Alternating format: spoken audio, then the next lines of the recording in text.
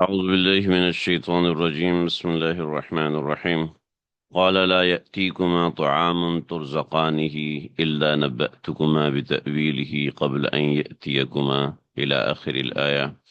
ہمارا آج کا سبق سورہ یوسف آیت نمبر 37 37 نمبر آیت سے شروع ہو رہا ہے ہمارا آج کا یہ سبق۔ اور یہاں جو بات سمجھائی جا رہی ہے وہ بات تھوڑی پیچھے سے چل رہی ہے، ذرا سمجھ لیجئے۔ جو صالح شخص ہوتا ہے وہ ہر جگہ پر صلح کی بات کرتا ہے، اور ہر جگہ پر اللہ رب العزت اس سے کام لیتے ہیں۔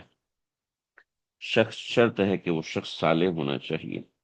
بعض دفعہ نہیں لیتے، اور بعض دفعہ اس کا ابتلاء اور امتحان مقصود ہوتا ہے، لیکن عموماً یہ ہوتا ہے کہ اللہ تعالیٰ صالحین سے ہر مقام پہ کام لیتے ہیں۔ ضروری نہیں ہے کہ وہ مسند پر ہوں، ضروری نہیں ہے کہ وہ استاد کی کرسی پہ بیٹھے ہوں تو تبھی اللہ ان سے کام لیں گے، ضروری نہیں ہے، بلکہ اللہ رب العزت ان سے ہر مقام پر، ہر درجے میں، ہر جگہ پر، ہر طریقے سے اللہ ان سے کام لیتے ہیں۔ چنانچہ سیدنا یوسف علیہ الصلوۃ والسلام کو جیل جانا پڑا، اور جیل میں جا کر بھی انہوں نے وہ کام کیے جو ان کی شان کے مطابق تھے۔ چنانچہ دو لوگوں نے آ کے اپنا خواب بیان کیا، اس خواب کے حوالے سے میں نے آپ حضرات کے سامنے تفصیل بیان کی ہے، مگر وہ تفصیل ہم آخری آیت کے ساتھ انشاءاللہ، آخری آیت سے پہلی آیت کے ساتھ انشاءاللہ دوبارہ پڑھیں گے تاکہ ہمیں یاد آ جائے۔ ان دو حضرات نے اپنا خواب سنایا تو حضرت یوسف علیہ الصلوۃ والسلام نے فوراً ان کو تعبیر عنایت نہیں فرمائی، بلکہ حضرت یوسف علیہ الصلوۃ والسلام نے تعبیر سے پہلے ان کو تبلیغ کی طرف متوجہ کیا اور تبلیغ فرمائی۔ آپ دیکھیے کہ تسلی دوا سے زیادہ ضروری ہوتی ہے۔ دوا دی جائے اور تسلی نہ دی جائے، اس سے نقصان تو ہوتا ہے، فائدہ نہیں ہوتا، فائدہ کم ہوتا ہے۔ ایسا نہ کہیں کہ فائدہ نہیں ہوتا، فائدہ ہوتا ہے، مگر وہ کم فائدہ ہوتا ہے۔ اصل تسلی ہوتی ہے اور تشفی ہوتی ہے، جو کہ مریض کو دلانا ضروری ہوتا ہے۔ ایسے ہی اصل یہ نہیں ہے کہ مسئلہ بتایا جائے، بلکہ ضرورت ہے کہ سامنے والے کی دل لگی کی جائے، اس کی بات تسلی توجہ سے سنی جائے۔ اس کو یعنی بیک گراؤنڈ میں کچھ باتیں ایسی ہوتی ہیں جو انسان نہیں کر پا رہا ہوتا، اس سے ان باتوں کو ذکر کیا جائے اور ان کو سمجھایا جائے۔ چنانچہ یہاں پر حضرت یوسف علیہ الصلوۃ والسلام نے جو عمل فرمایا، اور اللہ رب العزت نے اس کو چونکہ قرآن بنایا ہے تو ظاہری بات ہے اس کی اہمیت اور حیثیت بہت بڑی ہے۔ اللہ رب العزت نے یہاں حضرت یوسف علیہ الصلوۃ والسلام کے ان کلمات کا ذکر فرمایا، فرمایا قالا، فرمایا لا یأتیکما طعام ترزقانہ، لا یأتیکما طعام، تمہارے پاس کھانا نہیں آئے گا، ترزقانہ، جو تم روز مرہ دیے جاتے ہو۔ ترجمہ تھوڑا سا کمپلیکیٹڈ ہے، اس کو سمجھیے گا پھر ہم بات کو سمجھتے ہیں۔ ترزقانہ طعام، تمہیں جو کھانا دیا جاتا ہے، لا یأتیکما طعام، وہ کھانا آنے سے پہلے، وہ کھانا نہیں آیا ہوگا، الا یہ کہ نبأتکما بتأویلہ، میں تم کو تعبیر بتا چکا ہوں گا تمہاری بات کی، قبل ان یأتیکما، تمہارے پاس آنے سے پہلے۔ تو ترجمے میں تھوڑی سی کمپلیکیشن ہے، کیونکہ عربی اسلوب ڈیفرنٹ ہے اور ہماری زبان کا اسلوب ڈیفرنٹ ہے۔ ہماری زبان کا بھی تسلی رکھو، سیلاب آنے سے پہلے پہلے ہم آپ کو نکال دیں گے، ٹھیک ہے؟ تو یہ کلمات تسلی اردو میں ہیں، ہم اردو میں کہتے ہیں بھائی ڈاکٹر کے آنے سے پہلے پہلے ہم پہنچ جائیں گے، تم فکر نہ کرو، ٹھیک ہے؟ یہ ہمارے اردو کا اسلوب ہے، جبکہ عربی کا اسلوب اس سے مختلف ہے۔ عربی کا اسلوب کیا ہے؟ عربی جو ہے وہ نفی پہلے لے کے آتا ہے، جہاں کہیں بات کا استحصاء کرنا ہوتا ہے، استحصاء کا مطلب ہے حصر کرنا ہوتا ہے، بات کو تاکیداً سمجھانا ہوتا ہے، وہاں پر اللہ رب العزت پہلے نفی لے کے آتے ہیں، عربی میں نفی آتی ہے، لا الہ الا اللہ، لا الہ الا اللہ، اللہ کے سوا کوئی معبود نہیں۔ اب مطلب اس کا یہ کہ صرف معبود صرف اللہ ہے، معبود صرف اللہ ہے، مگر اس کی تعبیر ہے لا الہ الا اللہ، کیونکہ عربی اسلوب ہے کہ جب کہیں حصر مقصود ہوتا ہے، حصر کا مطلب ہے چیز کو اٹینشن کریٹ کرنا مقصود ہوتا ہے، تو وہاں پر لا اور الا آتا ہے، لا اور الا آتا ہے، لا اور الا آتا ہے، ٹھیک ہے، جس سے لا الہ اور الا اللہ پورے آپ اس میں دیکھ لیں اسلوب، اذان جب دی جاتی ہے اشہد اللہ الہ الا اللہ، تو اشہد اللہ الہ الا اللہ، تو عربی اسلوب یہی ہے، جہاں کہیں حصر لانا ہوتا ہے، یعنی کسی چیز کو ٹینشن کریٹ کرنی ہوتی ہے، وہاں پر لا اور الا استعمال ہوتا ہے۔ یہ بات آپ کے ذہن میں رہے تو یہ آیت آپ کو بہت اچھے سے سمجھ میں آئے گی۔ اگر آپ اس کا ترجمہ اس طرح کریں، لا الہ کا ترجمہ اس طرح کریں کہ معبود صرف اللہ ہے، تو درست ہے۔ تو اس کا مطلب ہے یأتیکما طعامن، طعامن، اگر ہم لا اور الا کو نکال کے ترجمہ کریں تو ترجمہ ہمارے سامنے بالکل بھی کمپلیکیٹ نہیں رہے گا، ہماری اردو کے اسلوب کے مطابق آ جائے گا، جیسے ہمارا اردو کا اسلوب ہوتا ہے، اردو میں بات کرنے کا میتھڈ ہوتا ہے، وہ میتھڈ اگر ہم یوز کریں، لا اور الا کو نکالیں، کیا ہوگا؟ یأتیکما طعام ترزقانہ، تمہارے پاس جو کھانا آتا ہے، جو تم کو دیا جاتا ہے، ترزقانہ، جو تم کو کھانا دیا جاتا ہے، اس کا مطلب یہ مطلب ہے۔ اچھا، ابن کثیر نے ایک بات لکھی ہے کہ وہ میں نے آگے حاشی میں منشن کی ہوئی ہے کہ جن کو سزائے موت ہوتی ہے ان کے لیے ایک اسپیسیفک کھانا ہوتا ہے، ان کے لیے بادشاہ اسپیسیفک کھانا بنوایا کرتا تھا، تو ان کے لیے وہ اسپیسیفک کھانا بن رہا تھا، یعنی سزائے موت کا کھانا، یعنی سزائے موت کی قیدیوں کو اچھا کھانا دیا جاتا ہے تاکہ یہ دنیا سے جانے والے ہیں تو تھوڑا اچھا کھا پی لیں، تو اس حساب سے ان کے لیے ایک الگ سے کھانا تیار کیا جاتا تھا، شاید وہ کھانا مقصود ہو، اس کے علاوہ کسی اور نے ایسی بات نہیں لکھی ہے، لہذا نہیں، ابن کثیر نے یہ بات نہیں لکھی غالباً، یہ بات جلال الدین سیوطی نے درر منصور میں لکھی ہے، ابن کثیر میں نہیں ہے، میں نے آگے جو حوالہ لکھا ہے ابن کثیر کا لکھا ہوا ہے، درر منصور کا حوالہ میں نے نہیں لکھا، تو ذہن میں رکھیے۔ تو لا یأتیکما طعام، طعام ترزقانہ، تو لا کو ہٹایا اور الا کو ہٹایا، اب سمجھیں، یأتیکما طعام ترزقانہ، جو تم کو کھانا دیا جاتا ہے وہ تمہارے پاس آنے سے پہلے، وہ کھانا تمہارے پاس آنے سے پہلے، نبتکما بتأویلہ، میں تم کو تمہارے خوابوں کی تعبیر بتا دوں گا، نبأتکما بتأویلہ، میں حقیقت بتا دوں گا تم کو، ٹھیک ہے جی۔ تو لا یأتیکما اور قبل ان یأتیکما، یہ دونوں الفاظ ایک ہی ہیں اگر ہم لا کو ہٹاتے ہیں، ٹھیک ہے، اگر ہم لا کو اور الا کو ہٹاتے ہیں تو یہ ہٹائیں گے، یہ ہٹائیں گے، اور مضمون واضح ہو جائے گا ہمارے پاس، کہ کہ طعام ترزقانہ، جو کھانا تم کو دیا جاتا ہے، نبأتکما بتأویلہ، میں تم کو تعبیر بتا دوں گا، قبل ان یأتیکما، تمہارے پاس آنے سے پہلے پہلے، یعنی تمہارے پاس کھانا آنے سے پہلے پہلے میں تم کو اس کی تعویل بتا دوں گا، جو خواب تم نے دیکھا ہے، جو بات تم نے دیکھی ہے۔ یعنی کیا مطلب ہوا اس کا؟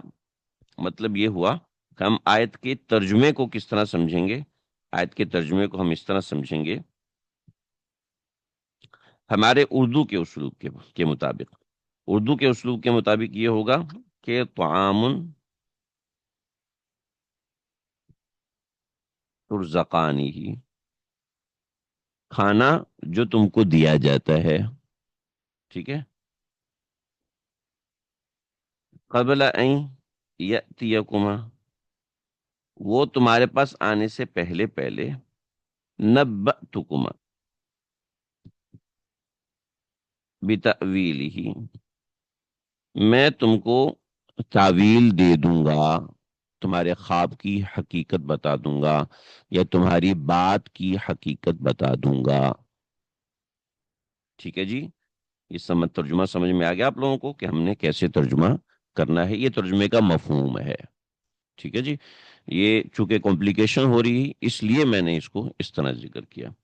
اب یہاں پر اس حساب سے ترجمہ کیجئے، لا یأتیکما طعام ترزقانہ، تمہارے پاس جو کھانا تم کو دیا جاتا ہے وہ تمہارے پاس نہیں آئے گا، الا نبأتکما، میں تمہیں اس کے آنے سے پہلے پہلے اس کی تعویل بتا دوں گا، قبل ان یاتیکما، قبل اس کی کہ وہ تمہارے پاس آئے۔ تو تاکید کے ساتھ یہ ترجمہ ہوگا۔ تو اس کا ترجمہ آپ ایسے کریں گے کہ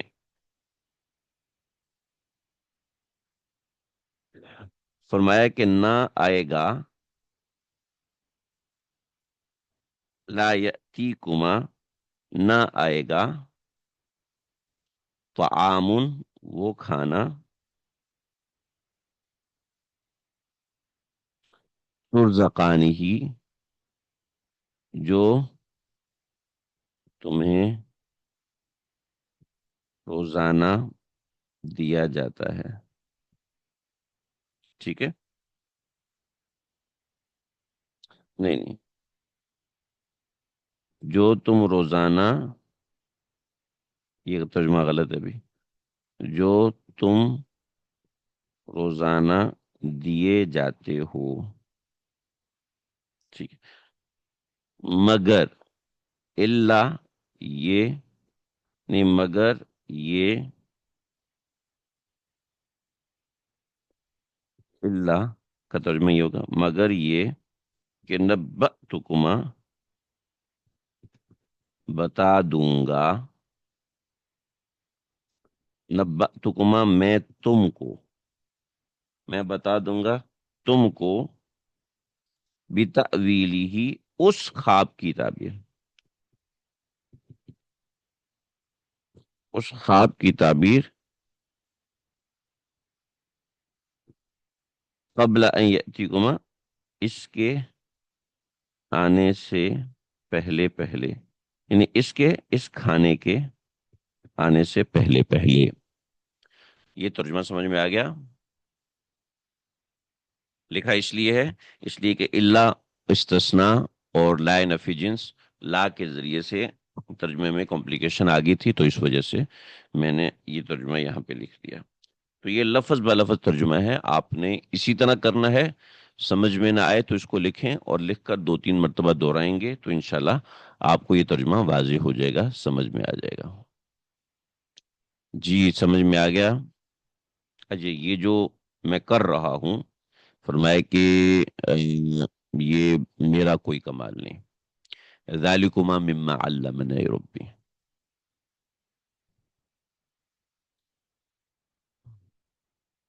ذالکما، اور ان دونوں خوابوں کی جو تعبیریں ہیں یہ اس چیز میں سے ہیں، ذالکما، ذالکما، اور یہ جو دونوں تعبیرات ہیں میں جو تم کو بتا رہا ہوں یا بتانے والا ہوں،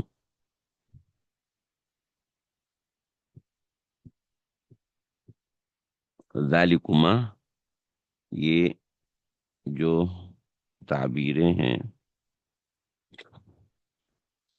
مما علمنی ربی، یہ اس علم میں سے ہیں، مما، مما، یہ اس علم میں سے ہیں، علمنی ربی، جو علم میرے پروردگار نے مجھے سکھایا ہے۔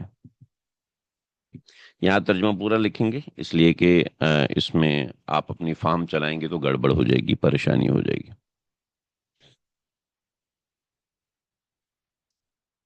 اللہ اکبر۔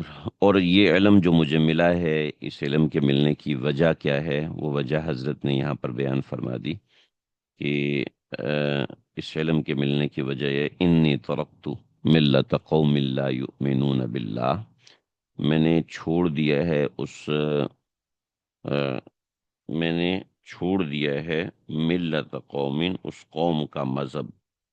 یہاں پہ ملت مذہب کے معنی میں ہے. ملت قوم، اس قوم کا مذہب لا یؤمنون باللہ، جو اللہ پر ایمان نہیں لاتے، وہم بالآخرۃ ہم کافرون، اور وہ آخرت کے انکاری ہیں. ہر چیز کو حضرت یوسف دو دو مرتبہ سمجھا رہے ہیں. قید خانہ ہے، قید خانے کی تاریکی ہے، اور سزائے موت کے مجرم ہیں، ملزم ہیں، اور ہر چیز واضح کی ہے. ساتھ میں یہ بھی واضح کر دیا کہ جو کچھ بھی ہے یہ میرا نہیں ہے، بلکہ یہ تحدیث بھی نعمت ہے اور ترغیب ہے. تحدیث بھی نعمت ہے کہ مجھے اللہ نے علم دیا، اور ترغیب ہے کہ مجھے جس اللہ نے دیا ہے وہ اس قوم کے مذہب کے برخلاف ہے. چنانچہ یہ اس قوم کا جو مذہب ہے، اس قوم کا جو مسلک ہے وہ الگ ہے، اور میرا مذہب اور میرا مسلک الگ ہے. اپنا مذہب واضح کرنا ضروری ہے، اپنا موقف واضح کرنا ضروری ہے جب اللہ موقع دے. آج کے زمانے میں تو لوگ آپ سے آپ کا موقف پوچھتے ہی نہیں ہیں، ڈائریکٹ بہتان لگاتے ہیں، ڈائریکٹ الزام لگاتے ہیں. جو ڈائریکٹ الزام لگ رہا ہے، ڈائریکٹ بہتان لگ رہا ہے، سامنے والا بھی ڈائریکٹ بدگمانی میں مبتلا ہو جاتا ہے. نیک نیک لوگ، بہترین نیک لوگ بے شمار قسم کی بدگمانی میں مبتلا ہو جاتے ہیں. محض اپنے دماغ میں ایک بات آئی تو بس اس سے ہو گئے. ہاں، تحدیث کا مطلب ہے اپنی نعمت کو بیان کرنا. جسے کہتے ہیں میں تحدیث بن نعمت کے طور پہ بتاتا ہوں کہ مجھے اللہ تعالیٰ نے اتنی احادیث یاد کرنے کی توفیق عطا فرمائی. تو اپنی نعمت کو بیان کرنا، تو تحدیث بن نعمت کے طور پر بعض چیزیں بیان کی جاتی ہیں تو اس کو تحدیث بن نعمت کہتے ہیں. میں تحدیث بن نعمت کے طور پر کہتا ہوں کہ مجھے رسول اللہ صلی اللہ علیہ وسلم کی اتنی مرتبہ زیارتیں ہوئی ہیں، تو تحدیث بن نعمت اس کو کہتے ہیں. میں نے یہاں تحدیث سے نعمت لکھا ہوا ہے، اصل لفظ ہے تحدیث بن نعمت. ٹھیک ہے، آپ وہ لکھیں یا یہ لکھیں ایک ہی بات ہے. تحدیث بن نعمت کے طور پر، جیسے یہ کہتے ہیں تحدیث بن نعمت کے طور پر کہتا ہوں کہ مجھے فلاں بزرگ سے ملاقات کا موقع ملا، میں نے فلاں بزرگ سے بات کی، میں فلاں بزرگ کی خدمت میں حاضر ہوا. تو یعنی نعمت کو بیان کرنا اس طور پر کہ اس میں کوئی غرور نہیں، اس میں کوئی فخر نہیں، اس میں کوئی تکبر نہیں، اپنے کمال کا اظہار نہیں. ٹھیک ہے، تو اس کو کہتے ہیں تحدیث بن نعمت. ٹھیک ہے؟ تحدیث بن نعمت اس کو کہتے ہیں. تو یہ چیز ہے. استغفر اللہ. ٹھیک ہے جی، بات سمجھ میں آ گئی. تو حضرت یوسف علیہ الصلاۃ والسلام نے ان لوگوں کو پہلے تو تسلی دی کہ میں تمہاری بات کا جواب دے دوں گا، اور اس کے اندر حضرات مفسرین نے لکھا ہے کہ اللہ رب العزت حضرت یوسف علیہ السلام کو فوراً تعبیر عنایت نہیں فرمائی تھی، بلکہ کچھ وقفے سے عنایت کرنے کا وعدہ فرمایا تھا. اس وجہ سے حضرت یوسف علیہ الصلوۃ والسلام نے فوری تعبیر نہیں دی. یا بعض دفعہ معبر کو پتہ ہوتا ہے کہ فوراً تعبیر نہیں دینی چاہیے، تعبیر دینے سے پہلے کچھ وقفہ کرنا چاہیے تاکہ تعبیر جو ہے وہ صحیح سے لاگو ہو سکے. بعض دفعہ معبر کے ذہن میں ہوتا ہے کہ تعبیر میں دے دوں گا تو اس سے فوراً تعبیر دینے سے نقصان ہوگا. بعض دفعہ معبر تعبیر دینے کے بجائے ترکیب پہ عمل کرتا ہے. اور یہاں آپ دیکھیے حضرت یوسف علیہ الصلوۃ والسلام نے ایک لائن میں ان کی تعبیر بتا دی، مگر اس سے پہلے حضرت نے ان کو جو نصائح فرمائے وہ بہت اہم ہیں. عام طور پر لوگوں کو وہ نصیحتیں سمجھ میں نہیں آتی، بس وہ اپنا مطلب جاننے کی غرض ہوتی ہے. تو یہاں پر یہ بھی سمجھایا گیا کہ محض اپنا مطلب جاننے کی غرض نہیں ہونی چاہیے، بلکہ معبر جو چیزیں بتاتا ہے وہ اعتقاد اور اعتماد کے ساتھ لینی چاہیے. چنانچہ حضرت یوسف علیہ الصلوۃ والسلام نے جو چیزیں بیان فرمائی اعتقاد اور اعتماد کو قائم کرنے کے لیے اور بہت اہمیت کی حامل ہیں. آج لوگ واقعہ پڑھتے ہیں، واقعہ بیان کرتے ہیں، تو عام طور پہ یہ تبلیغ ایک سائڈ پہ کر دیتے ہیں. ان کو بھی بوریت ہو رہی ہوتی ہے کہ بھئی یہ کیا ہے قصہ، قصے کے اندر یہ نصیحتیں درمیان میں آنا شروع ہو گئی، تو لوگ جو ہے وہ آج بھی اس مائنڈ سیٹ کے ہیں۔ تو عام طور پہ جب لوگ تعبیر لینے جاتے ہیں تو بس ان کو صرف اس بات سے غرض ہوتی ہے کہ ہمیں ہماری کیوریوسٹی ختم ہو جائے اور ہمیں پتہ چل جائے کہ اس کے اندر کیا چیز ہے۔ حالانکہ تعبیر کے اندر اصل وہ چیز نہیں ہوتی، اصل تعبیر سے مقدم تدبیر ہے۔ تدبیر از مقدم تعبیر، تدبیر تعبیر سے مقدم ہے۔ چنانچہ حضرت یوسف علیہ الصلوۃ والسلام نے ان کو تبلیغ کرنا شروع کر دی۔ تبلیغ پیچھے سے شروع ہوئی، تمہید باندھی حضرت یوسف علیہ الصلوۃ والسلام نے اور کہا کہ میں اس قوم کے طریقے اور نظریے پر نہیں ہوں، بلکہ میں اپنے آباء و اجداد کے نظریے اور ان کے مطابق زندگی واتبعت ملت آبائی، میں اتباع کرتا ہوں اپنے آباء و اجداد کی، دین کی۔ ٹھیک ہے، ملت یہاں دین کے معنوں میں ہے۔ وہ میرے آبا کون ہیں؟ ابراہیم و اسحاق و یعقوب، ابراہیم، اسحاق اور یعقوب ہیں۔ ما کان لنا ان نشرک باللہ من شیء، ما کان، اور نہیں تھا ہمارے لیے یہ کبھی بھی کہ ان نشرک باللہ من شیء، کہ ہم اللہ کے ساتھ کسی چیز کو شریک ٹھہرائیں۔ ذالک من فضل اللہ علینا، اور یہ اللہ کا فضل ہے ہمارے اوپر، اس میں پھر ہمارا کوئی کمال نہیں۔ انبیاء کے مزاج میں عاجزی ہوتی ہے، تواضع ہوتی ہے، انکساری ہوتی ہے، مٹنا ہوتا ہے۔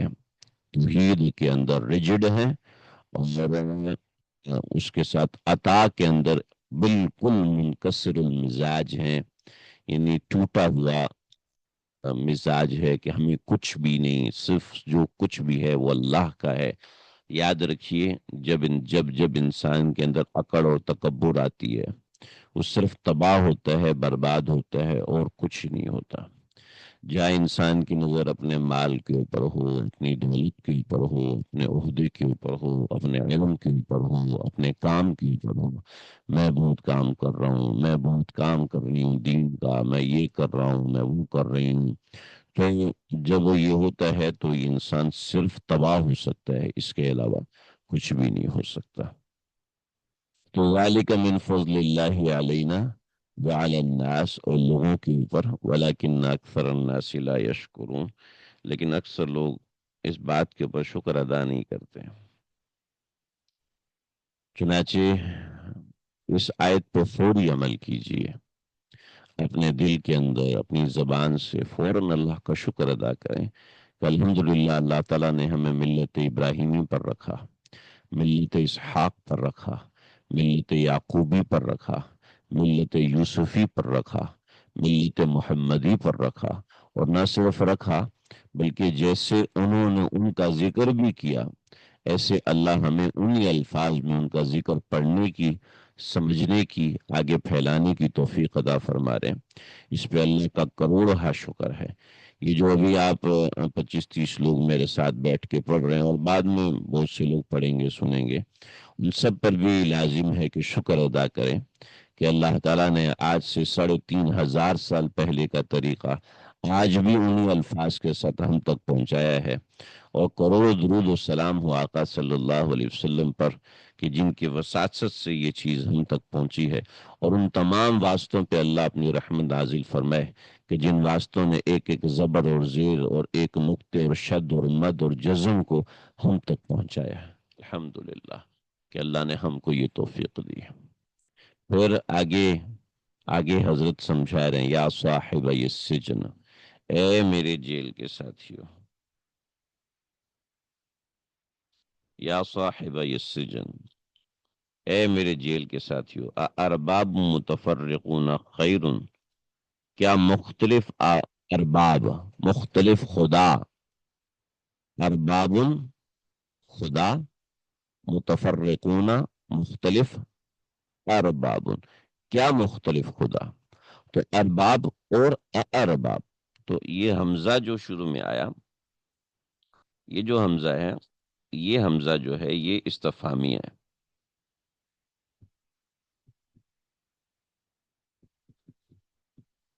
سوالیہ، ٹھیک ہے. ارباب، کیا متفرق خدا خیر بہتر ہیں، خیر ام اللہ الواحد القہار، یا اللہ بہتر ہے، الواحد جو کہ اکیلا ہے، القہار جو کہ زبردست ہے، جو کہ القہار جو کہ زبردست ہے.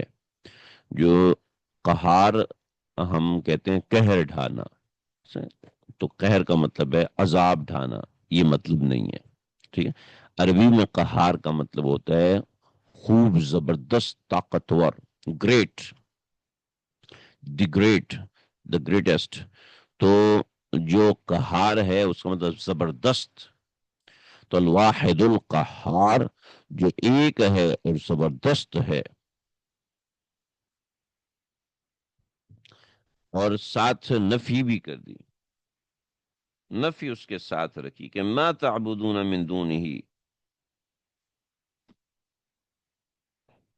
نہیں پوچھتے ہو تم اس کے علاوہ، الا سوائے اس کے، اسماء ان سمیتموہا، کچھ نام ہیں جن کو تم نے نام دیا ہوا ہے، کچھ بے حقیقت نام ہیں جن کو تم نے نام دیا، تم نے دیا ہے، وہ آباؤکم، اور تمہارے آبا و اجداد نے نام دیا ہوا.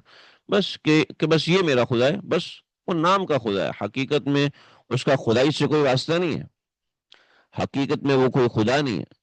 ما انزل اللہ بها من سلطان، اللہ نے اس کے لیے کوئی دلیل نازل نہیں فرمائی. ان الحکم الا للہ، ان الحکم الا للہ، کہ حکم صرف اور صرف اللہ کا ہے. اور اس کا حکم کیا، امارا، حکم دیتا ہے، اللہ تعبدو الا ایاہ، کہ بندگی کریں تو صرف اس کی کریں، بندگی کریں تو صرف اس کی کریں.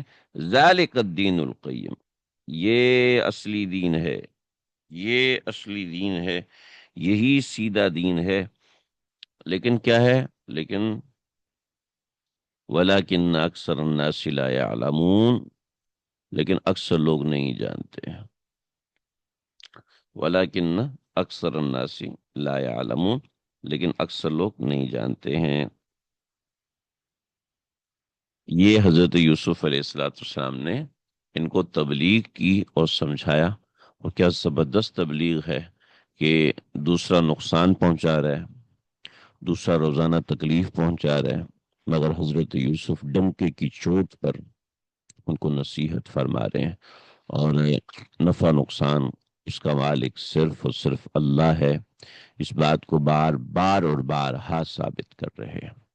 یا صاحب السجن، اے میرے جیل کے ساتھیو، اما احدکما، تم میں سے جو ایک ہے، فیسقی ربہ خمرا. اب ذرا وہ خواب دیکھ لیجئے جو خواب ان لوگوں نے دیکھے تھے.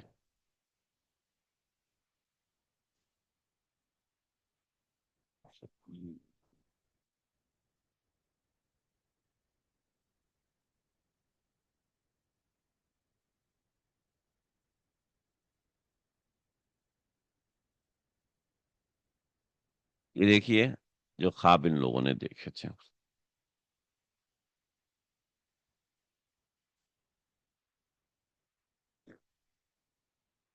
اس نے دیکھا ایک باغ میں درخت انگور کی جڑ کے پاس ہوں،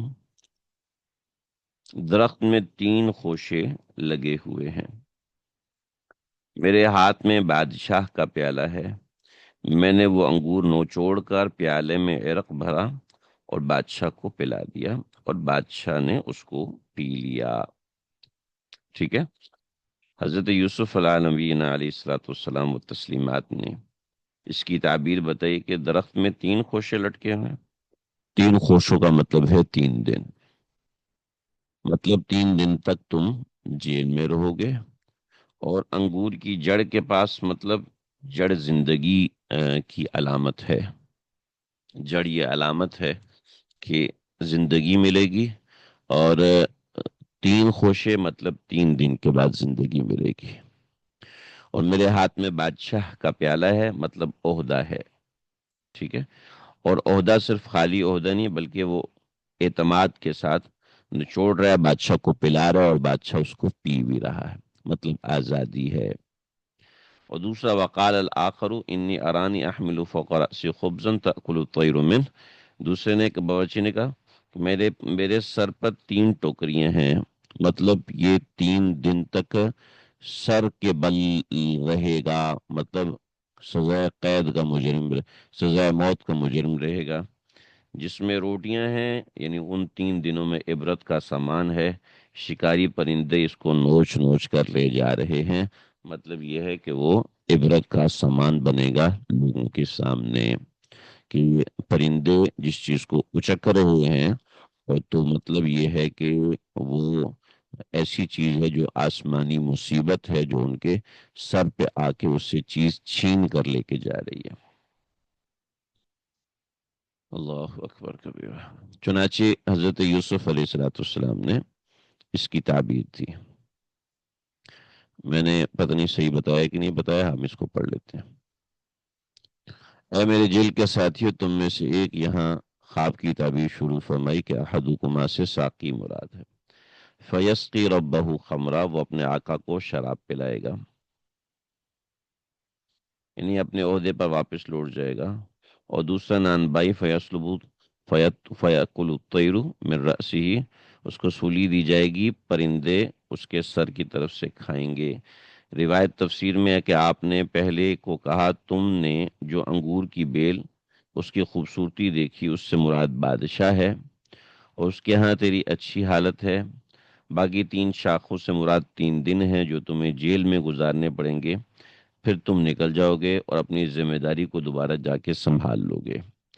اور دوسرے سے فرمایا کہ 3 ٹوکری یہ 3 دن ہے، پھر تمہیں نکال کر سولی دی جائے گی۔ جب خباز نے تعبیر سنی تو کہنے لگا میں نے کوئی خواب نہیں دیکھا، امتحاناً بات بتائی تھی۔ تو حضرت یوسف نے فرمایا قضی الامر الذی فیہ تستفتیان، یعنی مقرر ہو چکا وہ معاملہ جس کے متعلق تم پوچھتے ہو، یعنی قطعی فیصلہ کر دی گیا، تکمیل پذیر ہوا وہ معاملہ جس کے متعلق تم سوال کر رہے تھے، یعنی ایک کی ہلاکت اور دوسرے کی نجات، یہ مدارک کے اندر ہے۔ اب ذرا ترجمے کی طرف آئیے۔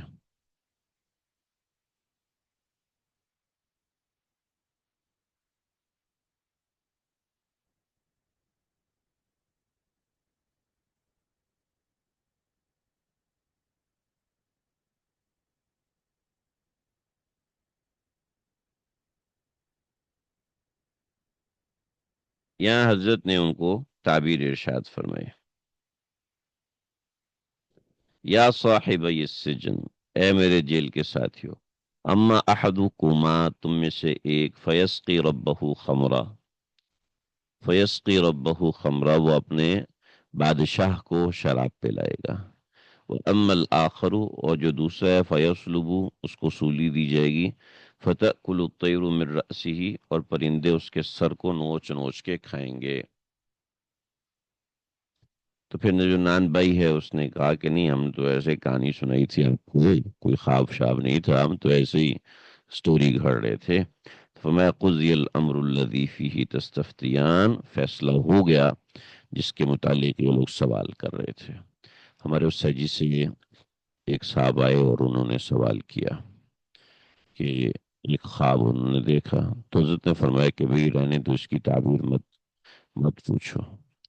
تو سب کے سامنے بولنا چاہیے آتی ہے نہیں، اور ایسے لوگوں کو الو بے وقوف بنا رہے ہیں، تم جیسے دیکھیں ہزاروں مولوی۔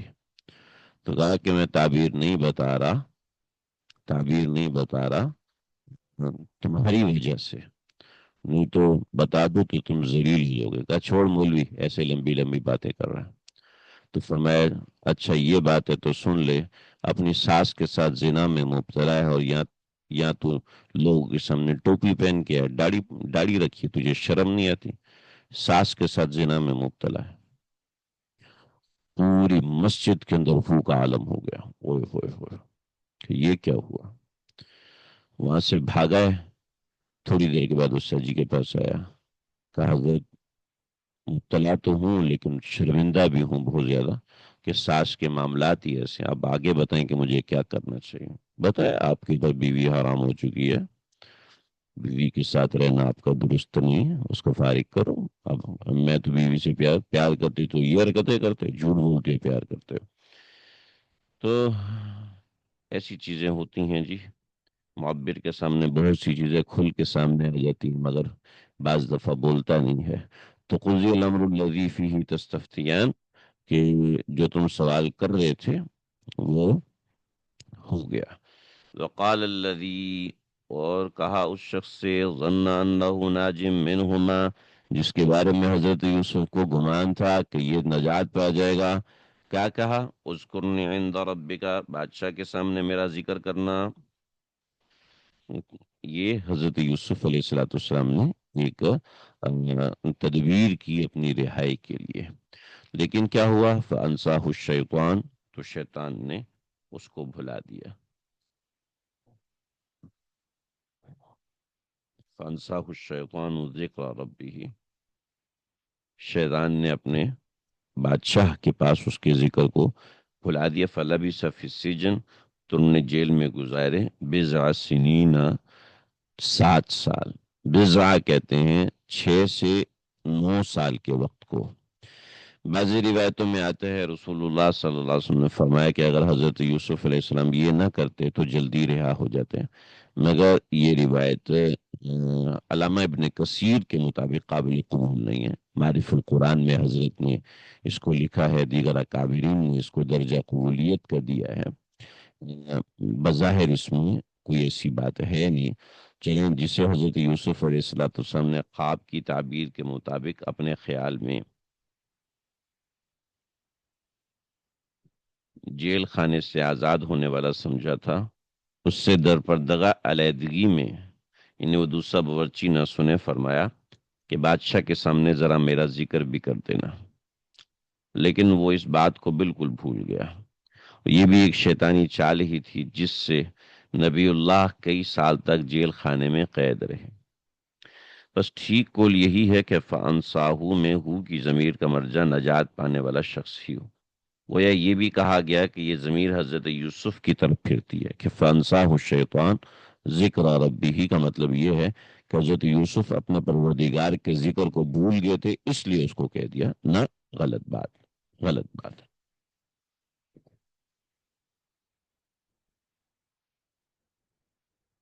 ذرا سمجھیے اس بات کو۔ فَأَنْسَاهُ الشَّيْطَانُ ذِكْرَ رَبِّهِ، کہ شیطان نے بھلا دیا ذکر ربی، یہ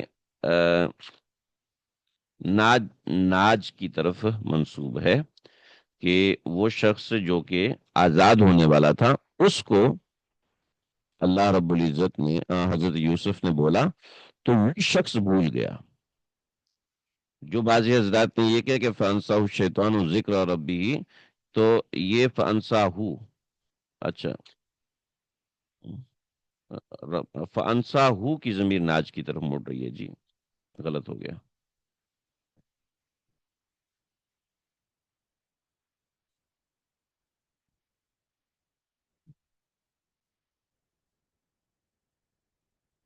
یہ فَأَنْسَاهُ، ہو کی ضمیر ناج منہما کی طرف ہے، فَأَنْسَاهُ کی ضمیر حضرت یوسف کی طرف نہیں جا رہی جی، ٹھیک ہے جی، کہ فَأَنْسَاهُ الشَّيْطَانُ ذِكْرَ رَبِّهِ، دیکھیں ایک ضمیر کے غلط مرجع لینے سے کتنی بڑی گستاخی ہو رہی ہے کہ حضرت یوسف اللہ حضرت یوسف کو بہکا دیا اللہ کے ذکر سے، کہ اس کو کہہ رہے ہیں اللہ کو نہیں کہہ رہے ہیں۔ ایسا نہیں ہے، حضرت یوسف جیسے پیغمبر اللہ سے دعا نہ کرے، ایسا کیسے ہو سکتا ہے؟ ہاں البتہ نبی علیہ الصلوۃ والسلام نے جو بات ارشاد فرمائی تھی کہ نبی علیہ الصلوۃ والسلام نے فرمایا کہ اگر یوسف جیل میں یہ کلمہ نہ کہتے تو جیل میں اتنی مدت تک نہ گزارتے۔ انہوں نے اللہ کے سوا کسی اور سے کشادگی چاہی، یہ روایت بہت ہی ضعیف ہے، اور اگر صحیح بھی ہے جیسے کہ بعض حضرات نے اس روایت کو نقل کیا بغیر کسی قدغن کے، بغیر کسی جراح کے ذکر کیا ہے، تو اس سے یہ تھا کہ ایک افضل بات یہ تھی کہ اس کو نہ کہا جاتا، لیکن ایسا نہیں ہے کہ اس کی وجہ سے اللہ نے حضرت یوسف پر پکڑ فرمائی۔ جائز اسباب اختیار کرنا بالکل جائز ہے، اس میں کوئی ایسی بات نہیں ہے۔ تو وَأَنسَاهُ الشَّيْطَانُ ذِكْرَ رَبِّهِ کہ فَأَنسَاهُ اس شخص کو جو ساقی تھا اس کو شیطان نے بھلا دیا بادشاہ کے پاس ذکر کرنا۔ فَلَبِثَ فِي السِّجْنِ بِضْعَ سِنِينَ چنانچہ حضرت یوسف جیل کے اندر 7 برس تک رہے۔ بعض روایت کے مطابق بضع سنین کا مطلب ہے 3 سے لے کر 9، ٹھیک ہے، 6 سے 9 میں نے غلط بولا، 3 سے 9 بضع سنین، 6 سے 9، تو یہ 6 سے 9 سال تک مطلب 7 برس حضرت یوسف علیہ السلام جیل میں رہے۔ اس کے بعد پھر 8واں سیکشن ہے اگلا حال جو خواب بادشاہ نے دیکھا۔ دیکھ رہے ہیں جی خواب کا ذکر کتنی تفصیل سے آ رہا ہے، انشاءاللہ اس کو آئندہ پڑھیں گے۔ آج کا سبق یہیں تک ہے۔ وصلی اللہ تعالی علی خیر خلقہ محمد وآلہ وصحبہ اجمعین برحمتک یا ارحم الراحمین۔ کوئی سوال کرنا ہو تو آپ لوگ سوال کر سکتے ہیں۔